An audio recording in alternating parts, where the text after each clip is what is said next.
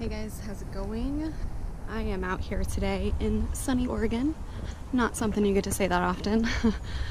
Today I get to try some new hiking boots as well, which is not something I get to do that often. So I'm really excited to share these with you guys. These are the Tracker FGs. You can see them.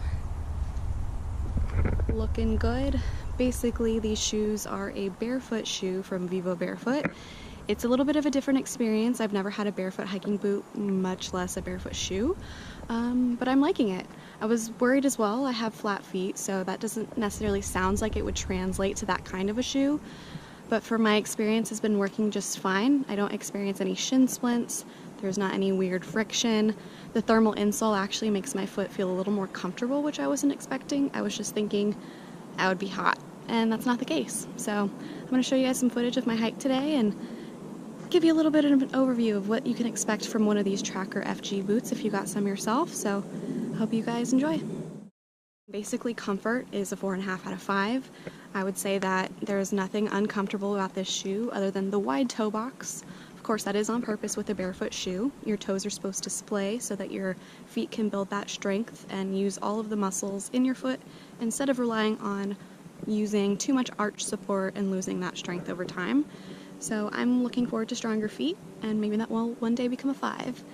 As far as looks, I would say it's a 5 out of 5. I really enjoy the brown. The brown combined with the red shoelaces is really great. They have a really nice ribbed texture that doesn't feel like it will ever fray or get weak over time, and it holds up really well. So when it comes to functionality, these guys get probably a 4 out of 5. They have a really great grip, which would be awesome for trying to get over some peaks and valleys and get true control over the ground beneath your feet. Then when it comes to my cons, the wide toe, a little bit of the fact that I don't really need such a strong boot. It was actually a much more sophisticated shoe than I expected to encounter, which of course is always better than getting something that doesn't quite do what you need it to do.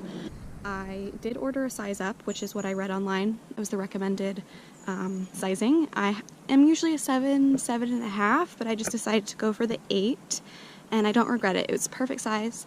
There might be times where I want to add a thicker sock because I do have some movement, so if I really wanted to focus on control and not any slippage, I would do that.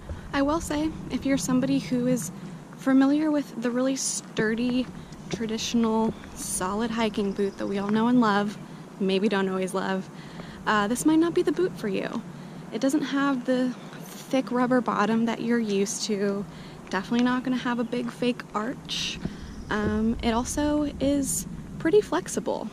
I've currently been hiking for about 6.5 miles, I think, at this point. It's mostly pretty manageable path. I'm not gonna lie to you guys, but I feel super comfortable. My feet don't hurt at all.